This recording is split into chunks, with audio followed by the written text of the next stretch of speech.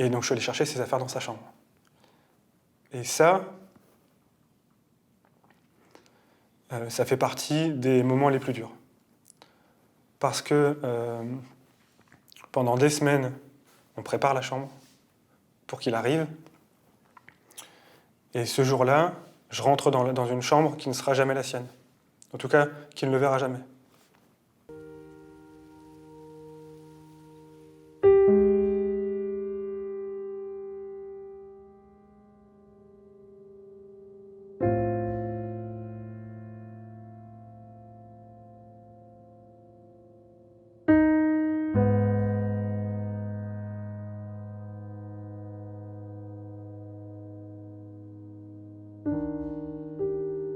Donc moi je m'appelle Pauline, c'est la première fois que je viens à ce groupe de parole.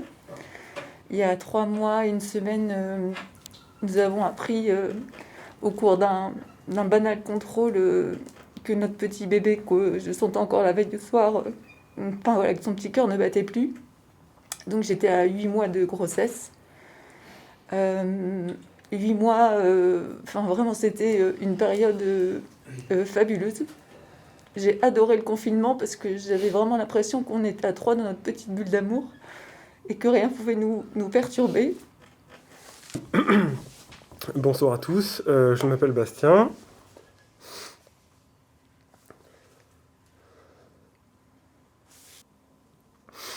Si j'étais venu vous parler il y a 2 mois, j'aurais parlé pendant 1 heure, avec le sourire.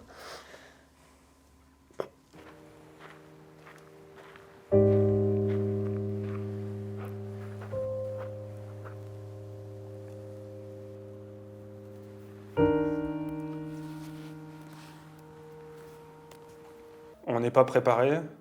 Ça peut pas nous arriver parce que, en fait, il pouvait déjà arriver, il était viable et en bonne santé depuis quelques semaines. Donc, il n'y avait pas de raison que ça arrive maintenant.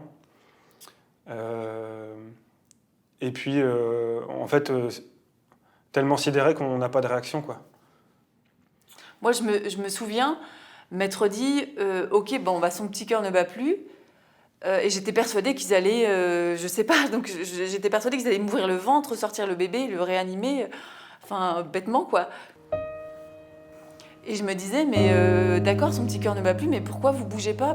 Et vraiment, j'étais là, et je me disais, dépêchez-vous, faut aller vite. Et en fait, au bout de quelques secondes où je voyais personne bouger, je me suis dit,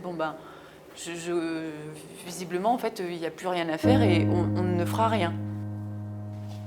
Maryse, tu as créé l'association Nous Tout Petits dans les années 2000 pour accompagner les parents dans leur deuil périnatal. Mais dis-moi, comment ça se passait auparavant? Le deuil périnatal, avant qu'on ait fait toutes ces démarches de prise de conscience de la réalité du décès, était à haut risque de complications. Parce que le corps, il n'y en avait pas, parce qu'on ne le montrait pas. Donc, les femmes se retrouvaient avec rien.